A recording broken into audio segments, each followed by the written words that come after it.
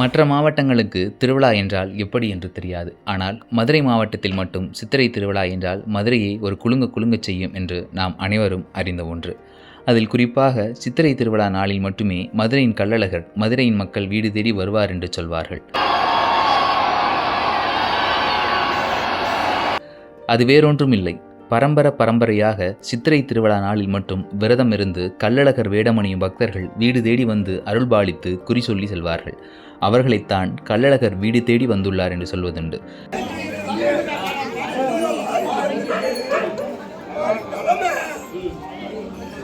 இப்படி கள்ளழகர் வேடமணியும் பக்தர்களை தூரத்திலிருந்து எளிதாக கண்டுபிடிக்க அவர்கள் தலையில் கள்ளழகர் கிரீடம் என்ற ஒரு கிரீடத்தை அணிந்திருப்பார்கள். அதனை பார்க்கும் பொழுது வெறும் துணிகளை வைத்து கிரீடத்தை அணிந்திருப்பார்கள் என்பது போலத்தான் தெரியும். ஆனால் அந்த கிரீடத்திற்கு ஒரு கதையே உள்ளது.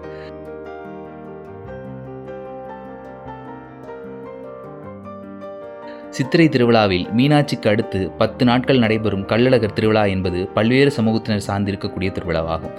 ஏனென்றால் கள்ளழகர் வேடமணியும் பக்தர்கள் பயன்படுத்தும் துணிமணிகளில் இருந்து ஆட்டு தோப்பாறை வரை ஒவ்வொரு சமூகத்தினை சார்ந்துதான் இருக்கின்றது.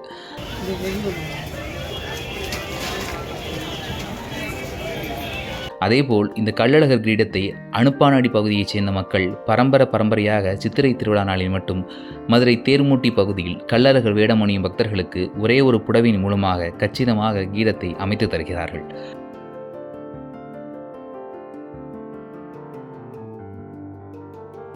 ஆம், கையில் புடவைகளை வைத்துக்கொண்டு காத்திருக்கும் மக்கள் கூட்டம் ஒரு பக்கம் இருக்க, கள்ளழகர் கிரீடத்தை அமைத்து தரும் கண்ணன் ஒரு நீளமான புடவை எடுத்து அதனை தன்னுடைய தந்திரத்தால் கச்சிதமாக மடித்து அதன் பிறகு ஒரு கூடையை தலையில் அமைத்து கிரீடத்தை அமைக்க தொடங்கினார்.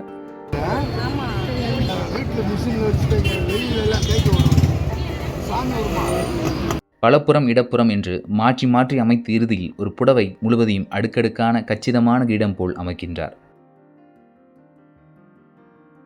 நடந்துக்கிட்டே இருக்குமா, நான் சிறுசுலேருந்து நான் பீச்சி தான் நான் அந்த தொண்டு செஞ்சு வந்துக்கிட்டு இருக்கேன்.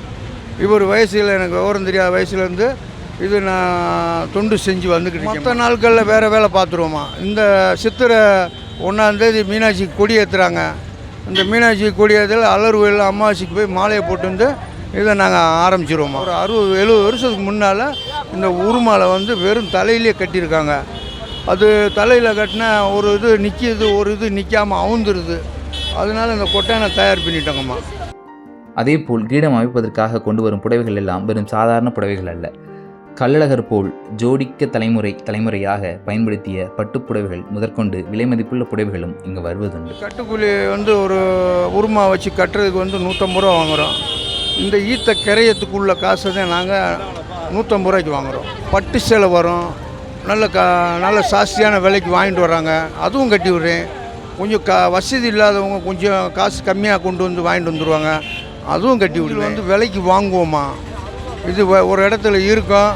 இது நாங்கள் எங்களுக்கு தேவையான காசுக்கு தகுந்த மாதிரி நாங்கள் வாங்கிட்டு வந்து வேலை பார்த்துட்டு கொஞ்சம் கொஞ்சமாக எடுத்து வேலை பார்ப்போம். காசு நிறையா இருந்தால் ஒரு 10 கட்டு எடுத்து வேலை பார்ப்போம். காசு கம்மியாக இருந்தால் 2 கட்டு எடுத்து வேலை பார்ப்போம். இதுதாம்மா இதுக்கு ஈத்த இது இங்கெல்லாம் விளையாது. இது கேரளாவிலேருந்து வருது. இது